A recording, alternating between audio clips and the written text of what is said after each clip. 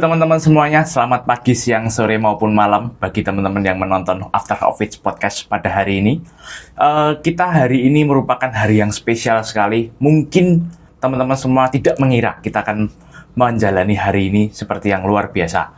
Kali ini kita memiliki satu orang narasumber yang mungkin teman-teman sudah tahu karena sudah ada di episode pertama. Cuman kalau kemarin kita akan membahas secara pura grup, secara overall, sekarang kita akan membahas secara personalnya, pribadinya seperti apa. Tanpa berlama-lama lagi, kita akan sambut Pak Agung Subhani. Selamat datang Pak Agung Subhani. Sehat Pak Agung? Alhamdulillah. Sehat Leo. Sehat sekali, luar biasa. Kamu juga sehat ya? Sehat Pak Agung. Ya, kelihatan lebih seger. Oh begitu, oke, siap Pak. Lebih cerah. Oke, siap Pak. Pak Agung, ini kemarin kan kalau kita itu membahasnya lebih banyak terkait pura grup Pak. Nah, ini dari netizen ini pengen tahu Pak secara personalnya Pak Agung ini gimana gitu ya. Kalau kemarin itu kan Bapak terlihat tegas sekali gitu Pak. Kita pengen tahu Pak untuk awal karirnya, lalu mungkin waktu zaman kuliahnya Pak Agung itu seperti apa, kok bisa sampai di posisi sekarang gitu Pak. Gimana itu Pak? Gitu ya. Berarti kilas balik 30 tahun yang lalu berarti ya. 30 tahun yang lalu, siap. Ya, jadi sebelum masa kuliah dulu ini ya. Boleh. Ya. Jadi waktu SMA itu saya di Jogja. Ya, saya itu lahir dari keluarga Polri, ya, Polri dan TNI. Jadi ayah saya itu polisi, kemudian om saya itu TNI, ya, kemudian kakak saya itu juga polisi. Dan saya mulai lahir itu sampai dengan besar itu hidup di asrama polisi, kan gitu. Jadi mungkin karakter dari lingkungan itu benar-benar sangat berpengaruh ya di situ ya. Sehingga cita-cita saya waktu itu saya kalau tidak jadi polisi ya pengen jadi TNI. Nah, sehingga saat SMA itu kelas 3 itu kan sudah mulai dibuka pendaftaran kan. Nah, waktu itu saya udah ikuti pendaftaran dan sudah melakukan beberapa kali tes. Sampai waktu itu di Pantokhir, tes di akhirnya kan. Tetapi ya belum beruntung saya di situ. Belum beruntung sehingga saya belum bisa diterima di tahun terakhir saya di SMA itu. Sehingga waktu itu karena SMA itu saya lebih banyak sering meninggalkan kelas pelajaran karena harus mengikuti tes itu dan sebagainya. Waktu itu di tahun saya masih ada namanya program PMDK. Apa itu PMDK itu Pak? Penelusuran minat, bakat dan kemampuan. Jadi masuk perguruan tinggi tanpa tes itu loh. Itu saya konseling dengan guru BP kan waktu itu. Sekarang disarankan untuk ngambil program PMDK. Nah, sehingga waktu itu kan kita konsultasi ya. Kemudian saya disarankan ngambil program PMDK itu ada universitas dan ada IKIP waktu itu. Nah, itu saya ambil semua. Ternyata saya diterima di IKIP Semarang. Program tanpa tes itu di jurusan Teknik Bangunan. Nah, saya waktu itu enggak tahu universitas dan IKIP itu bedanya apa, saya enggak tahu. Kan itu loh. Nah, kemudian singkat cerita, saya masuklah perkuliahan pertama kali. Waktu itu masih ada pola penataran P4 yang 100 jam itu kan, untuk mahasiswa baru. Iya, betul. Ya, saya di situ baru tahu ternyata kalau IKIP itu untuk mendidik mahasiswa yang nantinya akan dijadikan sebagai guru. Di situ saya awal-awal sudah agak semangat itu berkurang karena saya tidak pernah membayangkan nantinya saya akan menjadi guru. Nah, kemudian saat pelaksanaan penataran itu saya lihat itu yang jaga itu banyak. Pakai baju hijau-hijau itu loh, pakai baju hijau, pakai yang baret ungu itu. Nah, itu saya terus terang tertarik di situ. Nah, kemudian saya tanya-tanya, itu apa itu, siapa itu, yang mas-mas mbak-mbak pakai seragam hijau-hijau kayak tentara pakai baret. Nah, itu dijelaskan bahwa itu adalah Menhwa atau Resimen Mahasiswa kampusnya IKIP kan itu loh. Wah, dari situ saya udah punya bayangan. Oh, kalau gitu saya nanti akan daftar menjadi Menwa juga kan gitu loh. Lah, sehingga singkat cerita setelah penataran selesai, perkuliahan berjalan, daftarlah saya menjadi Menwa kan gitu loh. Dan diterima. Dari 120 orang saya ranking 1 waktu itu. Karena benar-benar saya semangat, ya semangat saya, betul-betul semangat. Karena memang cita-cita saya kan pengen jadi kalau tidak polisi ya TNI. Nah, sehingga waktu itu pendidikan pertama saya dikirim ke Puslatpur, pusat latihan pertempuran di Klaten, punyanya Rindam 4 di Ponegoro. Nah, 3 minggu kita dikirim ke sana kan. Nah, pulang-pulang saya udah boleh pakai seragam hijau. Menwa gitu ya Pak ya. Kan gitu. Wah, di situ saya totalitas. Saya punya kos-kosan itu, enggak pernah saya pakai untuk tidur. Paling kan hanya sesekali ganti baju atau mandi lah. Bahkan mandi pun saya sering di kampus karena saya lebih banyak tinggal di posko Menwa itu. Nah, saya masih ingat posko Menwanya itu kalau IKIP itu namanya Batalion 902 kan gitu. Nah, sehingga totality kegiatan-kegiatan di sana saya ikuti dengan all out lah ya. Sehingga waktu itu Menwa kesempatan waktu itu untuk berkiprah baik di dalam kampus maupun di luar kampus itu terbuka luas. Ya, saya dikirim waktu itu tugas pertama saya dikirim ke Jakarta, ya, kemudian ke Surabaya, ke Malang kan untuk mengikuti Yuda Manunggal Cakti itu namanya latihan bersama Menwa seluruh Indonesia kan begitu. Saya juga pernah dikirim ke Aceh, ke Nusa Tenggara kan gitu. Lah, alhamdulillah ya kesempatan saya di Menwa waktu itu, jabatan saya terakhir adalah sebagai komandan batalion. Berarti itu ibarat seperti ketua gitu ya Pak ya? Atau bukan? Iya, komandan jadi, ya, Pak? Ya, jadi membawai seluruh Menwa yang ada di IKIP itu kan satu batalion. Nah, itu saya komandannya. Keren banget. Pak, kalau boleh tahu Pak, kalau misalnya seperti dikirim di Aceh lalu di kota-kota lain seperti itu tuh biasanya ngapain sih Pak? Kalau Ya, itu, Pak? jadi waktu itu Menwa itu diminta sebagai pendamping dari TNI. Oh, oke. Ya. Nah, jadi kita diminta sebagai pendamping TNI dalam rangka ya mengedukasi ya untuk mensosialisasikan beberapa program dari pemerintah waktu itu ya, karena waktu itu banyak masyarakat kan yang masih mungkin kalau berhadapan dengan TNI agak takut dan sebagainya. Kita waktu dikirim ke sana pun bajunya diganti, tidak memakai baju warna hijau, tetapi kita pakai baju warna krem gitu. Nah, berarti berbeda kita yang mensosialisasikan. Kalau sekarang mungkin seperti fungsinya kayak Babinsa, Babin Kamtipmas ya. Gitu. Waktu itu kita diminta untuk pendampingan. Ya. Tapi itu memang pilihan ya Pak untuk pilihan. Bisa ke sana. Iya, ada seleksinya waktu itu. Ya. Dan memang sampai Aceh sampai mana-mana ya. Iya. Luar biasa ya Pak ya. Iya, itu kesempatan yang cukup membanggakan sampai sekarang. Keren banget sih Pak. Ya. Pak, terus kan ini kan ibaratnya Menwa ini kan sudah menjadi core-nya Pak Agung nih, ibaratnya di perkuliahan gitu Pak. Nah, kira-kira kalau di dunia pekerjaan seperti itu apakah berpengaruh Pak kira-kira Pak untuk hal-hal seperti itu Pak? Saya sangat dimudahkan ya. Saya sangat dimudahkan. Jadi waktu saya masuk di sini ya, masuk di Pura di sini, ya begitu melihat CV saya, Menwa, ya, kemudian di situ ada Menwa. Lah, saya tidak tahu. Tuhan mungkin sudah memberikan jalan yang apa ya, yang spesial gitu ya. Saya cerita dulu ya di Pura, ya di Pura itu gini ceritanya. Selepas dari kuliah, saya kan jurusan teknik bangunan, ya kan. Kemudian saya melamar pekerjaan di salah satu kontraktor di Semarang. Ya. Kontraktor yang di mana saya bekerja itu adalah salah satu sebagai subkonnya saat proyek pembangunan head office. Oh, ya itu tahun sekitar saya masuk di situ kan bergabungnya ikut membangun head office itu di tahun 98 saya. Nanti loh. Lah, di saat proses mendekati akhir di tahun 99 ya.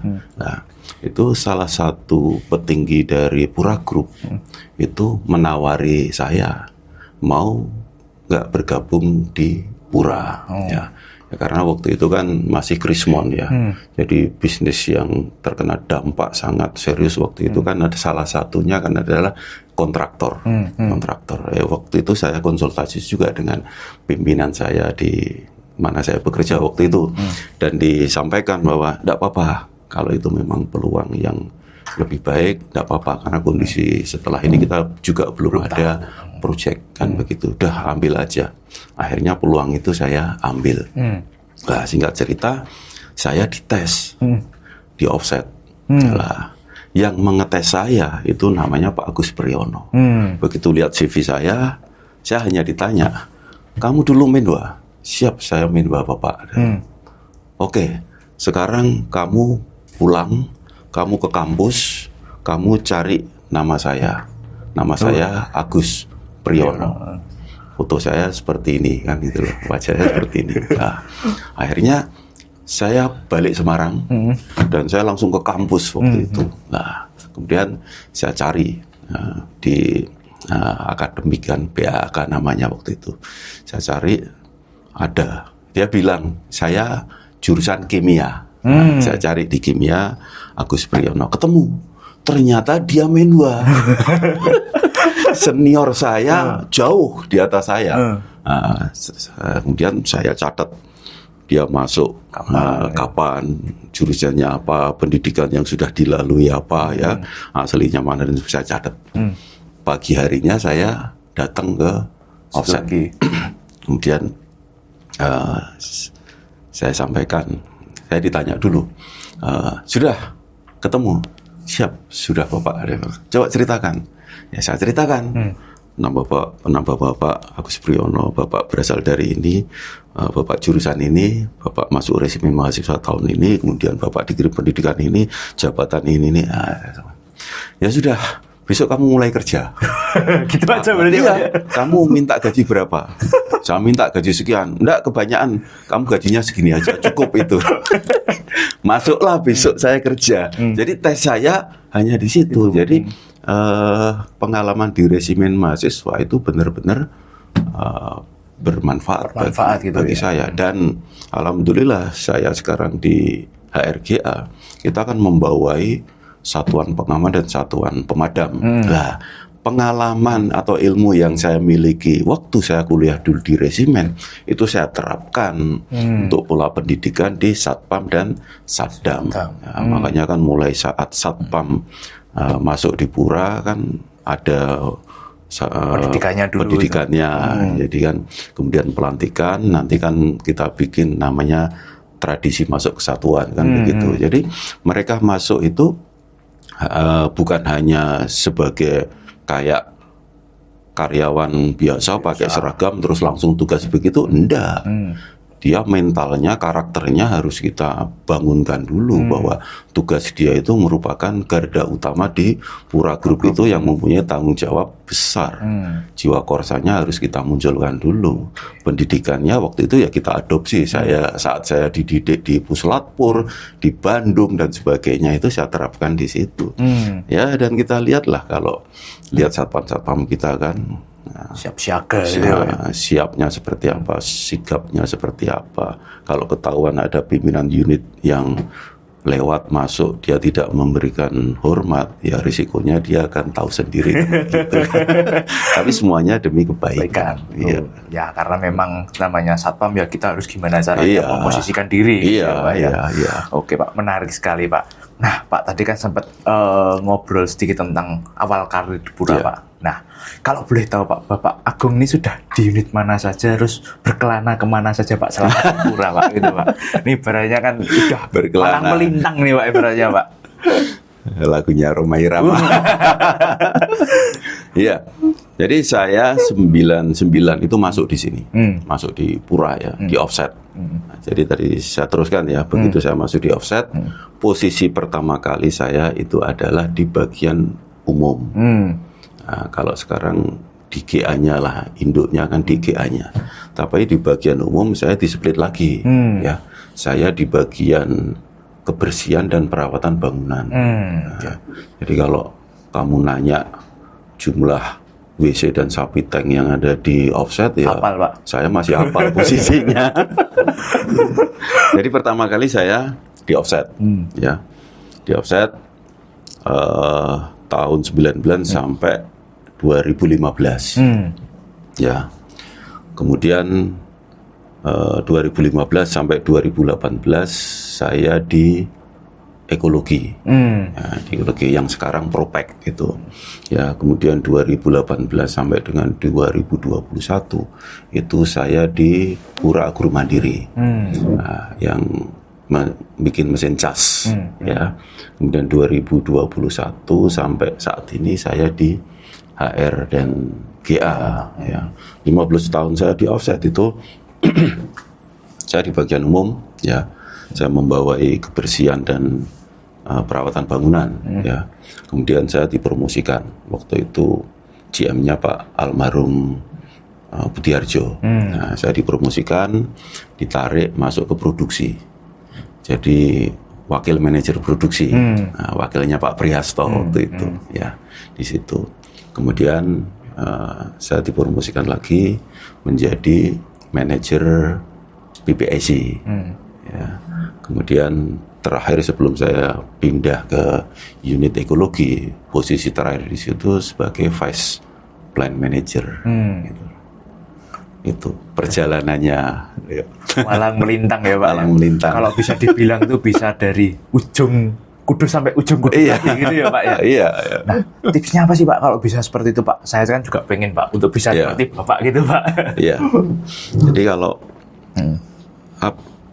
apa ya yang disampaikan Pak Bus sampai sekarang itu memang benar-benar terasa, ya, bahwa Pak Bus berkali-kali menyampaikan bahwa konsistensi itu merupakan satu hal yang sangat penting dan mutlak, ya.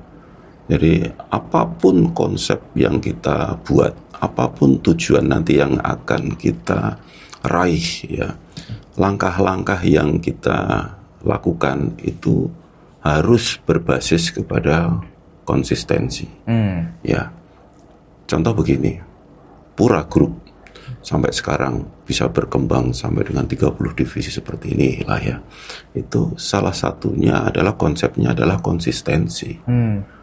Pak Bus kan tidak mau keluar dari core business yang sudah yang dirintis mulai dari awal, padahal banyak teman-temannya, pengusaha-pengusahanya minta Pak Bus untuk mengembangkan misalnya di sektor perhotelan, ya, di sektor yang lainnya lah, ya, kayak Kudus Industri Rokok misalnya, untuk mengembangkan bikin pabrik rokok juga dan sebagainya. Tapi Pak Bus tidak mau. Pak Bus tetap konsisten fokus kepada bidang yang digeluti dan dikuasai, ya, sehingga dari situ akan tumbuh dan berkembang untuk divisi-divisi supportingnya.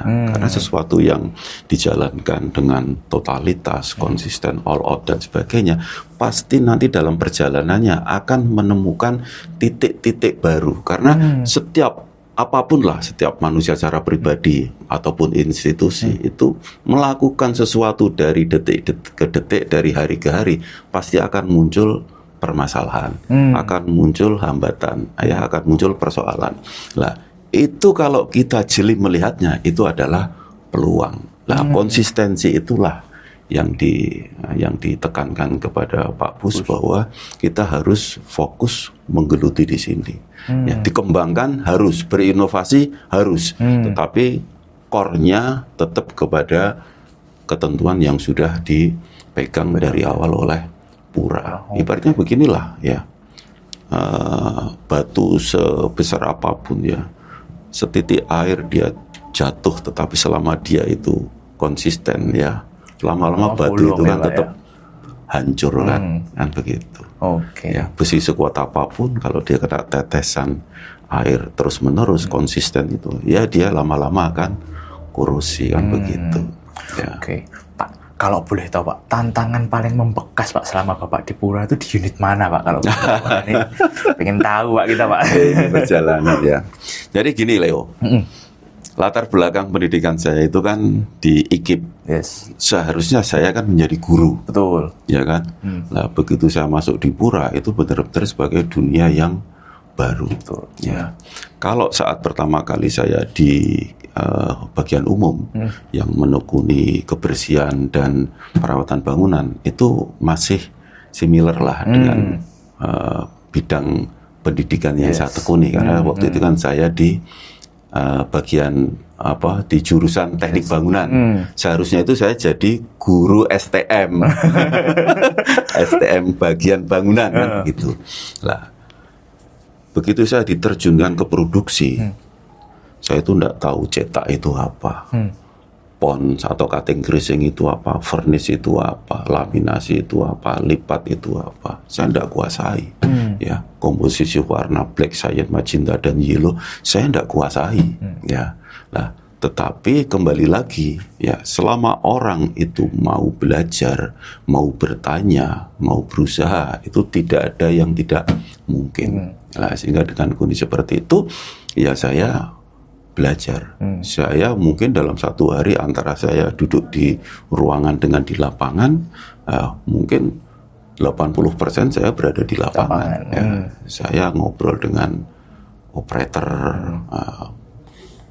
mulai dari bagaimana sih nyeting mesin saat memasukkan kertas sampai dengan keluar, terus problematika apa yang sering dialami. Nah, dalam perjalanannya ya kita tahu problematika dari internal mesin seperti apa, dari eksternal itu seperti apa. Eksternal ya misalnya ada komplain ya, ada reject dan sebagainya, itu menjadi pembelajaran. Ya, jadi banyak komunikasi, belajar kepada orang-orang yang lebih tahu. Sampai dengan begini, Leo, saat di offset ya, saya sampai pernah bikin buku problem solving. Nah, bukunya itu saya kasih logo lampu pijar. Nah, buku problem solving. Nah, di situ isinya persoalan-persoalan, penyebab dan solusinya. Jadi misalnya di offset itu kan ada namanya, kita pakai bahasa-bahasa yang lazim dipakai oleh teman-teman atau operator di sana aja. Misalnya oyek itu apa ya, misprint lah. Misprint itu penyebabnya apa? Saya tulis di situ beberapa. Nah, itu berdasarkan dari real yang ada di lapangan. Terus solusinya apa kalau misprint? Seperti itu kan ya. Atau mului misalnya seperti itu. Mului itu adalah apa? Kertas yang kalau masuk di dalam silinder cetak, terus dia ada kayak guratan tekanan itu kan. Nah, itu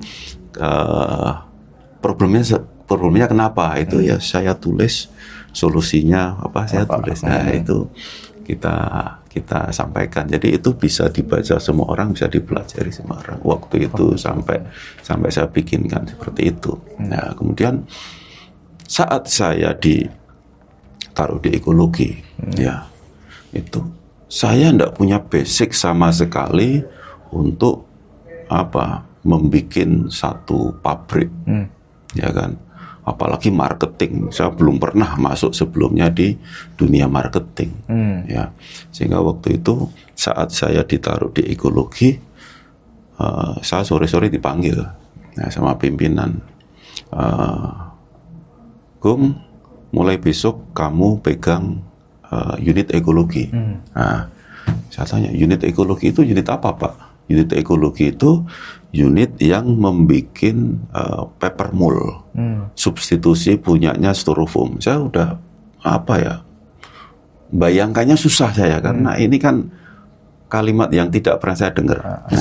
Ya, terus besok kamu ke workshop, ketemu pimpinannya, kamu serah terima, ya, karena proyek ini mesin yang mendatangkan dari workshop, dokumen-dokumen semuanya ada di workshop lah. Saya waktu itu langsung ke workshop. Di situ sudah disiapkan dokumen setumpuk seperti ini. Nah, saya dijelaskan ekologi itu, baru saya ngeh bahwa ekologi itu adalah substitusinya styrofoam. Jadi kayak kalau kita beli handphone ya, itu kan ada kardusnya, terus di dalamnya kan ada styrofoamnya kan lah. Itu kan sekarang banyak yang sudah diganti menggunakan paper kan lah. Kita bikin itunya kan begitu. Nah, baru setelah itu saya diberikan dokumen setumpuk begini, ya sudah Pak, kita akad nikahnya ini saya serahkan. Saya tanya, ini nanti pabriknya di mana Pak? Oh di sebelah. Oh, oke. Terus mesinnya sudah di kapal. 2 minggu lagi datang. Nah, oke Pak, kita lihat ke sebelah, ternyata masih sawah loh. Masih sawah.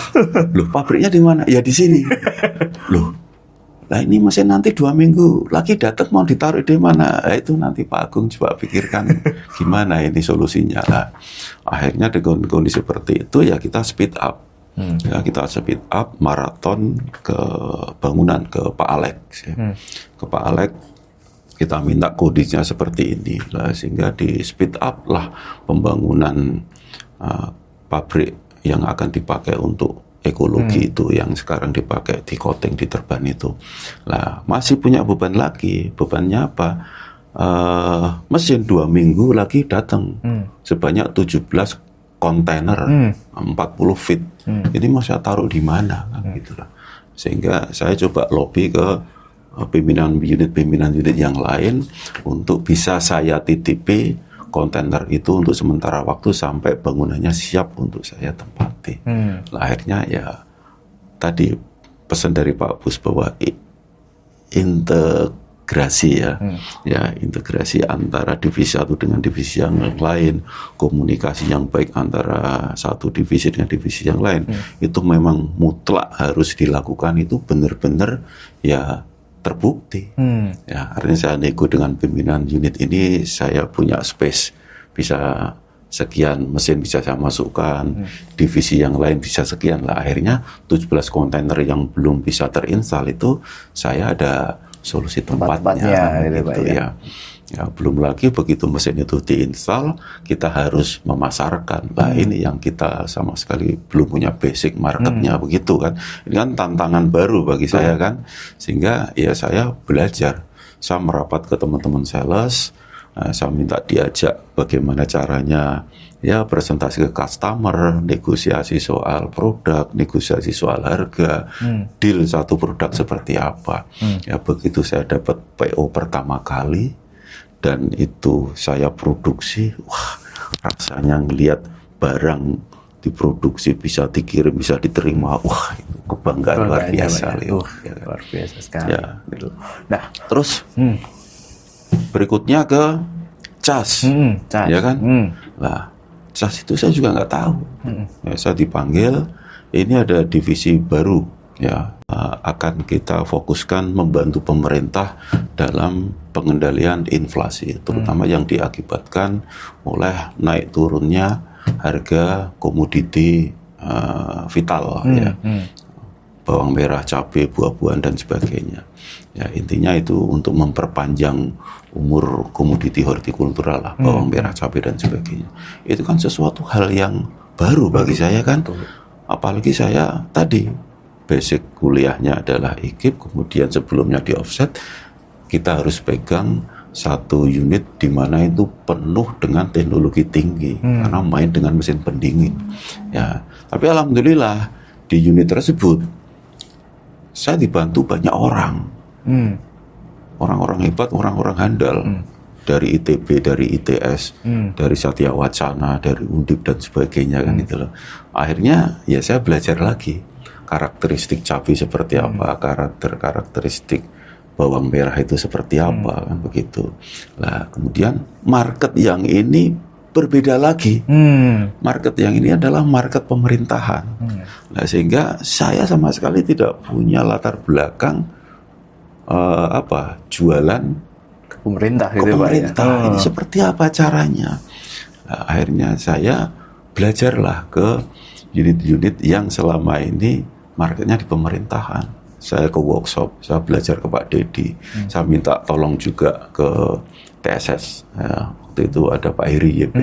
Dan alhamdulillah saya dibantu. Ya, jadi saya dikenalkan ya ke Kementerian Pertanian, ya ke institusi perdagangan dan sebagainya. Saya diajak. Dari situ saya mulai belajar untuk bagaimana presentasi di depan pejabat, di depan menteri kan begitu kan. Lah kemudian menjelaskan secara detail dari mesin yang kita miliki, lah itu pengalaman baru yang sebelumnya tidak kita duga lah kan gitu loh. Sampai Bapak kalau mungkin ada foto-fotonya nih ketemu sama orang-orang penting menjelaskan gitu ya Pak ya? Iya, alhamdulillah ya, itu pengalaman baru yang memang tidak kita duga sebelumnya. Ya, jadi kapan kita punya kesempatan untuk presentasi di depan para menteri, ya, betul. Di depan mantan presiden, bahkan di depan presiden pernah kan begitu. Ya, jadi ini pengalaman yang luar biasa bagi kita. Oke, nah lanjut Pak. Dan kebanggaan. Betul. Ya. Nah lanjut Pak, kalau tadi kan Bapak bilang dari offset terus ke ekologi, ke cas, kalau sekarang di HRGA Pak, tantangannya apa Pak? Ya. Pak? Jadi di HRGA itu memang lebih kompleks, lebih unik Leo. Betul. Jadi kita tahu sendiri bahwa kita itu kan sebagai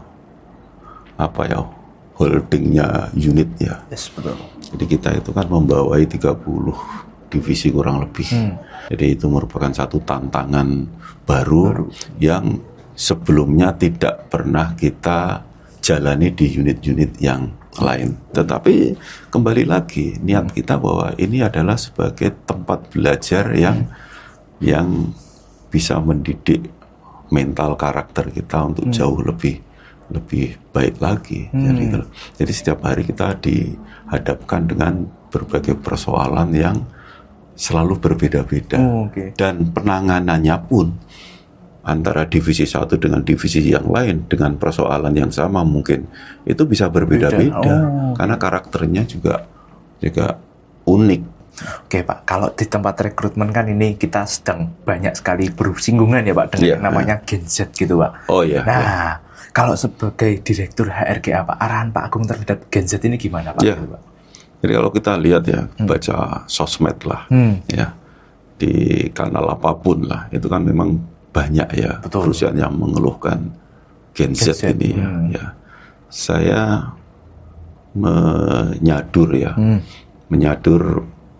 bahwa Gen Z itu sebagai generasi yang mudah patah ya. Jadi kalau saya baca banyak yang menyampaikan begitu. Artinya terhadap tekanan ya, terhadap target ya. Kemudian apabila dia menginginkan sesuatu atau usul sesuatu misalnya belum bisa terakomodir dan sebagainya, dia mudah patah dan sebagainya. Jadi itu saya berpesan dari sisi yang lain ya, bahwa Gen Z itu adalah generasi, kalau saya bilang ya, ini yang lebih mudah stres ya daripada generasi-generasi sebelumnya. Bahkan kalau saya baca di beberapa referensi, di saat kuliah pun dia juga berpotensi sudah gampang stres. Kena tekanan sedikit, wah sudah stres dia. Jadi tingkat stresnya itu dia tinggi. Nah, misalnya, masa kemarin sudah diberikan pekerjaan seperti ini belum selesai, ini sudah ditambah lagi dan pusing saya seperti itu kan, gitu kan. Ya, nah, terus ini sudah hari Sabtu lah, weekend dan sebagainya. Saya harus jadwalnya sudah pulang, tapi ini harus ada pekerjaan yang harus diselesaikan sehingga harus lembur ini dan sebagainya. Jadi semuanya itu divisualisasikan dalam bentuk emosi kan begitu. Lah, padahal dari awal sudah kita sampaikan ya bahwa kalau kita sudah menyatakan diri itu bekerja, bergabung dan sebagainya, itu memang kita harus siap dengan situasi-situasi yang tidak bisa kita prediksi. Karena yang namanya kebutuhan, persoalan, permintaan customer dan sebagainya, itu kan sesuatu hal yang harus kita utamakan ya, apapun ya, sehingga komponen yang ada di dalamnya ini, karyawan, permesinan, infrastruktur, itu ya memang semuanya harus dalam kondisi siap lah, sehingga apa yang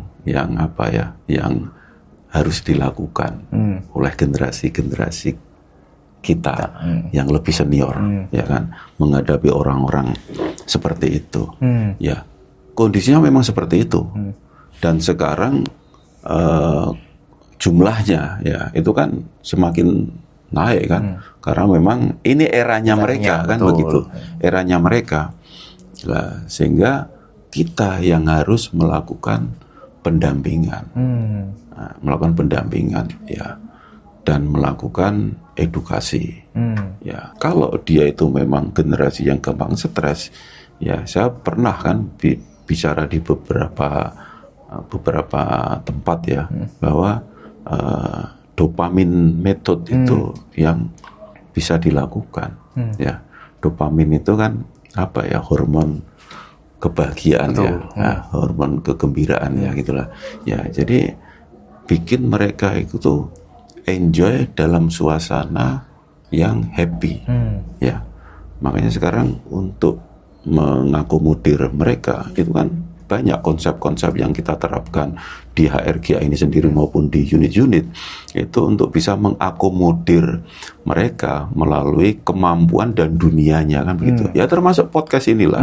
Podcast ini kan salah satu kita untuk cara mengedukasi ya, untuk memberikan pelajaran-pelajaran mereka secara tidak langsung sesuai dengan dunianya. Kalau dulu kan kita pelatihan dan sebagainya melulu mutlak kan di dalam satu forum. Kita berikan materi begitu kan dengan slide dan sebagainya kan, ya itu masih kita lakukan. Tetapi di sisi-sisi yang lain kita melakukan dengan cara-cara yang lebih mendekati kepada dunianya kan begitu. Ya karena begini, hal yang harus dipelajari dari Gen Z ya.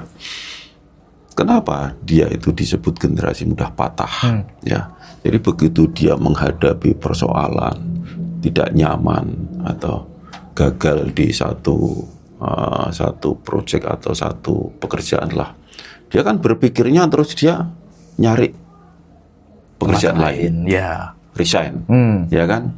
Ya, sehingga kalau kita lihat datanya ya, tingkat yang keluar ya, tingkat yang keluar ya, jadi turnovernya Gen Z dengan generasi yang lain itu lebih tinggi Gen Z ya. Nah ini yang saya pesankan begini ya, kalau kita selalu berpikir seperti itu, sampai kapanpun kita tidak akan pernah berhasil ya. Jadi kita tidak puas, kemudian kita kecewa, kita merasa gagal terhadap satu proyek, melihat bahwa pekerjaan ini sulit atau dia tidak enjoy lah, kemudian dia resign, pergi ke perusahaan yang lain. Itu justru hal yang sangat-sangat salah menurut saya. Artinya apa? Berarti kan dia memulai lagi dari nol. betul. Dia kehilangan rentang waktu yang ada di sini berapa? Setahun, 1,5 tahun atau 2 tahun lah ya. Itu dia hilang sia-sia, dia memulai lagi dari nol. Ya, sekarang ibaratnya begini. Kalau dalam kondisi setahun, 1,5 tahun ya, ada sesuatu hal yang kita merasa belum berhasil dan sebagainya, itu kan sebagai ajang latihan kan? Betul. Ya, untuk meningkatkan skill lagi. Ibaratnya beginilah. Kalau kita itu belum jago di main badminton, ya kan? Main badminton itu kita belum jago.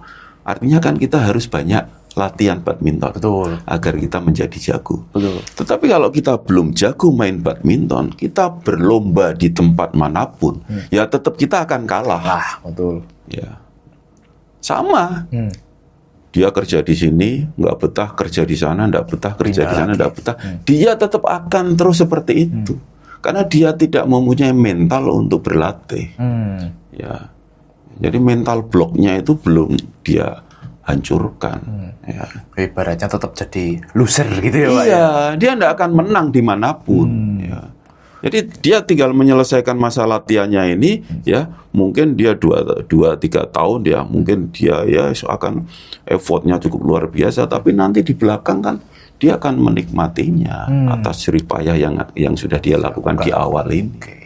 Ya. Tadi sempat Bapak bilang terkait dopamin method, Pak. Oh iya. Jadi sudah di-spill sedikit-sedikit, Pak. Tapi secara gamblangnya itu seperti apa sih yang Bapak lakukan gitu? Iya. Jadi begini, ya, suasana kerja itu memang kita juga harus beradaptasi. Betul. Ya, generasi-generasi yang senior seperti kita ini itu sudah tidak bisa memaksakan lagi metode-metode yang dulu kita alami atau yang kita lakukan terhadap generasi-generasi yang lain, itu kita terapkan kepada generasi Z. Itu sudah tidak bisa. Dulu zaman saya misalnya ya, saya dimarahi pimpinan itu, saya sudah pikirnya udah karu-karuan kan, begitu kan. Lah kemudian awal-awal bekerja misalnya kita dilepas sendiri untuk ke lapangan untuk mencari problem ya, kemudian nanti naik ke pimpinan, diskusi, kemudian kita punya usulan seperti apa dan sebagainya. Itu mungkin sesuatu hal yang wajar waktu itu diterapkan untuk karyawan yang baru. Tetapi yang sekarang itu tidak bisa, itu harus dilakukan pendampingan. Dan dopamin itu yang saya maksudkan adalah bikin mereka itu happy, bikin mereka itu enjoy saat melaksanakan pekerjaan, kan begitu.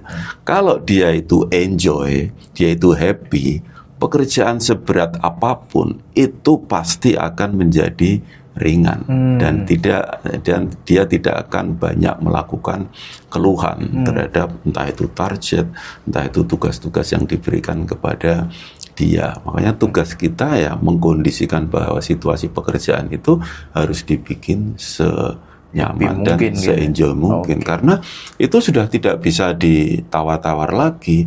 Jumlah dari Gen Z itu semakin ke sini semakin banyak. Sekarang aja kan sudah 30% kan begitu. Ya, dan rolling itu kan usia kan tetap ya 55, 56 dia purna, ini masuk lagi kan begitu. Itu kan tidak bisa dibantah kan gitu loh. Nah, kita yang harus beradaptasi. Makanya kita lihat ya di unit-unit itu sekarang tampilannya kan lebih energik ya. Lebih ke arah jiwa muda dan sebagainya kan begitu kan ya, itu karena kita mengakomodir dari apa yang menjadi ide-ide keinginan-keinginan dari Gen Z.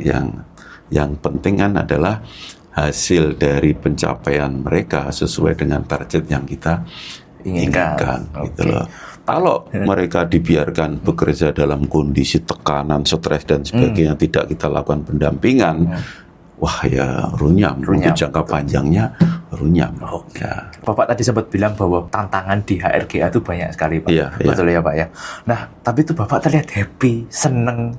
Gimana tuh Pak kalau boleh tahu, Pak?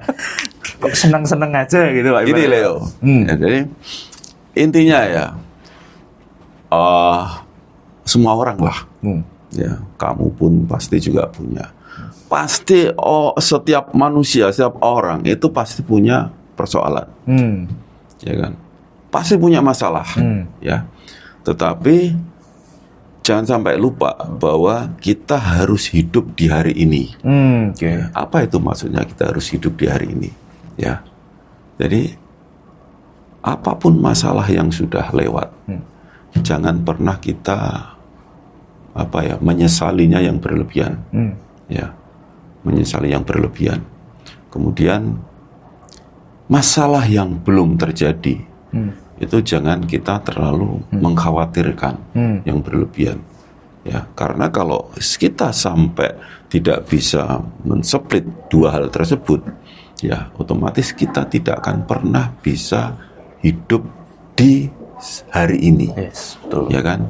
Nah, kalau kita tidak bisa hidup di hari ini, berarti kita tidak bisa berpikir dengan baik, ya, kita tidak bisa, persoalan yang sekarang kita hadapi tidak bisa menuntaskan dengan baik juga kan begitu. Sehingga apa? Ya yang sudah lewat sudah sebagai referensi, sebagai evaluasi penyebabnya kenapa harus kita perbaiki. Kemudian yang belum terjadi, kita pikirkan. Tetapi jangan sampai itu menimbulkan kekhawatiran dan ketakutan yang berlebihan, ya. Karena itu akan membuat hari ini kita stuck. Ya, sehingga kita fokus hari ini selesaikan sebaik mungkin, kan begitu. Ya, jadi kan banyak orang yang dia setiap kali kita tanya kenapa, kemarin saya ada masalah seperti ini itu dan sebagainya, sehingga saya benar-benar terpukul. Ya sudah, selesai sampai di situ. Ya, kita catat masalahnya kenapa. Hari itu juga kita tanya kenapa. Saya takut besok kalau saya nanti tidak bisa mengerjakan, tidak bisa menyelesaikan, saya nanti akan takut di punishment, saya takut akan diberikan teguran ini itu dan sebagainya. Ya, ketakutan-ketakutan yang belum terjadi itu kan bayang-bayang ilusi yang belum tentu terjadi, tetapi sudah menggagalkan semangat kita di hari ini. Jadi hiduplah di hari ini, nikmatilah hari ini bersama dengan problematikanya, selesaikan hari ini juga. Sehingga kita ya bisa enjoy lah. Gitu ya Pak ya. Enjoy. Luar biasa banget Pak. Ya karena gini Leo ya. Permasalahan tidak bisa kita dihindari. Betul. Tetapi kebahagiaan itu kan kita yang tentukan. Ya kan? Apapun caranya orang berbeda-beda. Karena hobi, kesukaan dan sebagainya itu kan lain-lain kan. Betul. Gitu. Ya. Kembali lagi bahwa usia itu kan sebagai hal yang yang pasti, ya kan. Tetapi menjadi tua, menjadi tetap muda, ya happy, itu kan pilihan. Betul. Gitu. Oke Pak, berbicara tentang hobi Pak nih Pak, ini ada pertanyaan dari netizen tentang hobi baru nih Pak. Jadi saya juga sering lihat nih Pak, bahwa Bapak nih akhirnya ini lagi suka yang namanya magic Pak, atau sulap gitu Pak. Nah itu apa Pak kalau boleh tahu Pak, kok suka sulap ini Pak? Sebenarnya itu bukan sulap. Oh apa itu Pak? Ya, jadi gini, sulap itu kan sebagai intronya aja kan, pembukanya aja, betul, ya kan. Sebagai prolognya kita berikan satu permainan sulap begitu. Ya, tujuannya apa? Untuk membuka pikiran dia. Kalau boleh kita ini sedikit memberikan shock kepada pikirannya kan gitu loh. Nah, sebenarnya tujuannya bukan di situnya. Begitu dia sudah terbuka, itu sebenarnya kan saya ada rangkaiannya. Rangkaiannya itu kalau orang bilang hipnotis begitu. Tapi sebenarnya saya tidak menghipnotis. Saya hanya mensugesti. Karena di HRGA ini saya kan harus melihat berbagai karakter untuk saya bisa menentukan treatment ke orang tersebut. Ya kan? Dari apa yang paling gampang? Yang paling gampang adalah dari tingkat sugestivitasnya. Ya, contoh misalnya kalau hipnotis kan kita bilang bahwa dalam hitungan ketiga kamu akan tidur, 1, 2, 3 tidur kan gitu kan. Tetapi kan saya tidak lakukan itu. Tapi kan kita ajak bicara. Saya mulai dari sugesti yang paling ringan, ya kan. Secara tidak langsung kan kita sampaikan misalnya di salah satu video saya ya. Nah, ini saya ada flash disk. Flash disk ini isinya dokumen rahasia perusahaan, kan begitu.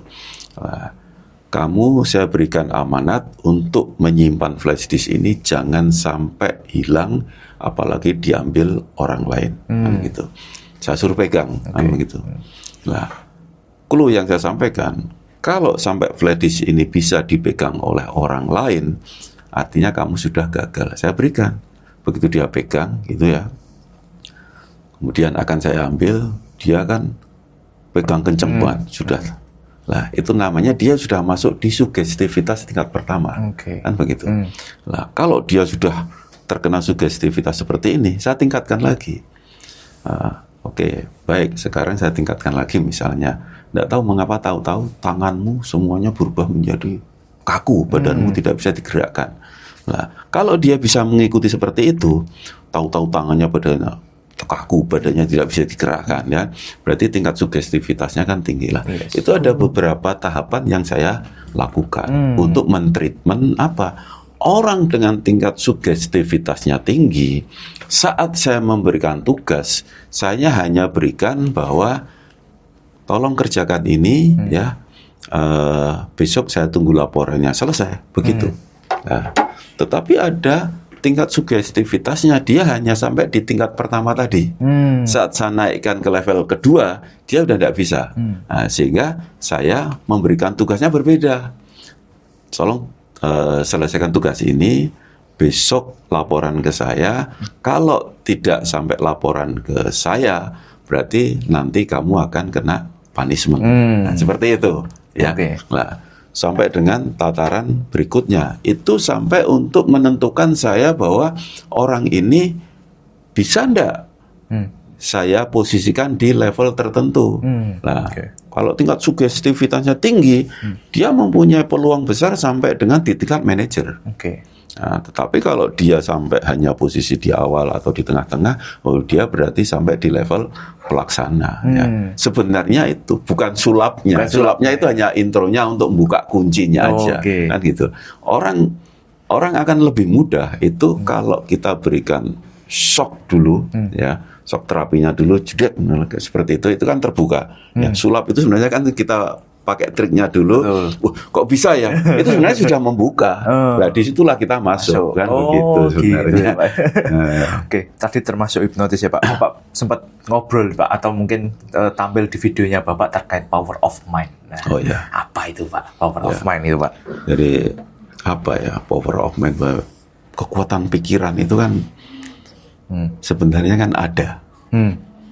Ya, kekuatan pikiran itu. Dan itu terpenting dalam hidup kita. Power of mind itu benar-benar penting dan itu ada, ya.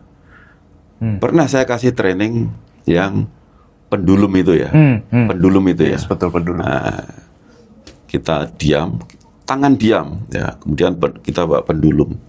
Pendulum itu kita perintahkan untuk jalan ke depan belakang, ya. Begitu kita bisa memerintahkan pendulum itu berjalan depan belakang atau kanan kiri atau berputar, itu yang saya maksud adalah kekuatan pikiran kita itu berarti bisa, dan setiap orang itu punya dan bisa, tinggal kita mau berlatih atau tidak. Nah, terus implikasinya apa yang dimaksud dengan kekuatan pikiran yang saya maksud di situ? Jadi ini yang terpenting. Saya ilustrasikan begini, Leo, kalau kamu buka YouTube, ya, yang kamu buka terakhir dalam durasi lama, saat kamu nanti membuka YouTube, kamu tutup kan? Saat kamu nanti membuka YouTube lagi, muncul lagi enggak? Muncul. TikTok pun kan juga begitu ya. Sekarang kan banyak bermain TikTok, ya. Yang kita buka terakhir dalam durasi yang lama kan gitulah, itu kan muncul. Kita lihat lagi, ya, tutup, nanti muncul lagi. Kita lihat lagi, muncul lagi. Kan begitu. Sama dengan pikiran kita. Ya. Saat kita ada entah masalah, entah apapun, ya, yang terekam di sini berulang-ulang, ya, itu yang harus kita manage. Ya.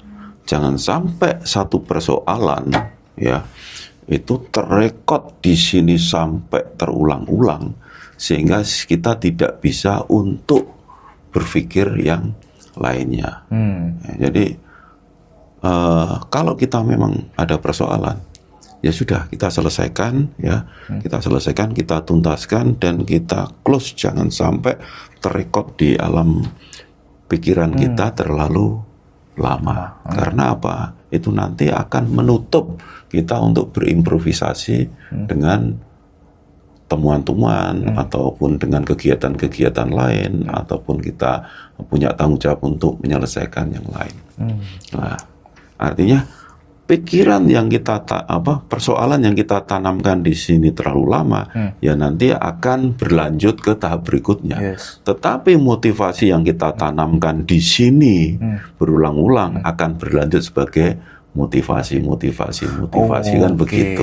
Makanya kan saya juga pernah menyampaikan, ya, sebelum kita tidur, ya, berikan motivasi ke diri kita, ya. Nah, jadi saat kita hibernate itu, ya, berikan motivasi ke diri kita bahwa saya Leo adalah orang yang hebat, orang yang kuat, orang yang bisa menyelesaikan masalah, persoalan dan sebagainya, dan begitu, selalu begitu. Besok pagi kita bangun, ya kita akan dalam suasana yang terekod di sini.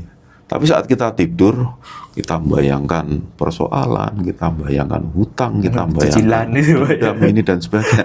Jangan harap besok pagi kamu akan bangun dengan suasana yang segar.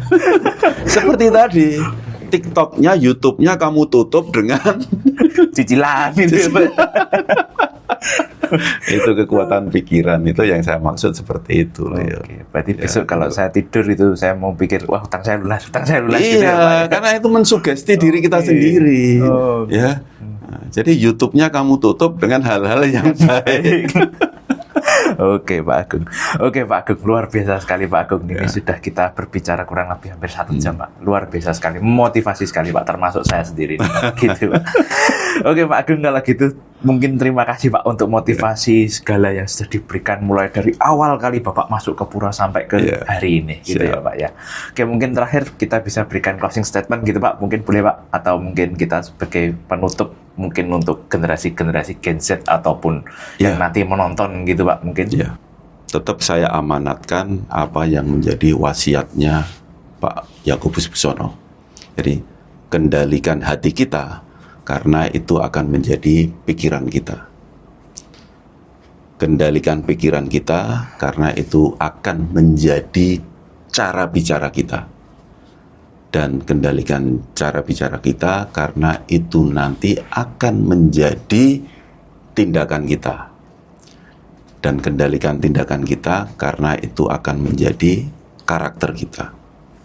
Karena karakter itu yang akan membentuk kita hidup sukses atau tidaknya di dunia ini. Oke, luar biasa sekali Pak Agung. Siap. Terima kasih sekali Pak Agung sudah mampir kedua kali nih Pak. Siap. Terima kasih banyak Leo. Gitu. Oke, terima kasih Pak Agung. Oke Leo. Kita bertemu di lain kesempatan lagi Pak. Sukses ya. Pak. Oke, teman-teman semuanya, itu adalah episode hari ini dari Bapak Agung Subani yang part kedua. Mungkin teman-teman pengen tahu lebih lanjut lagi atau dengan narasumber-narasumber yang lain, silahkan tunggu di After Office Podcast berikutnya. Sampai jumpa teman-teman. Oke.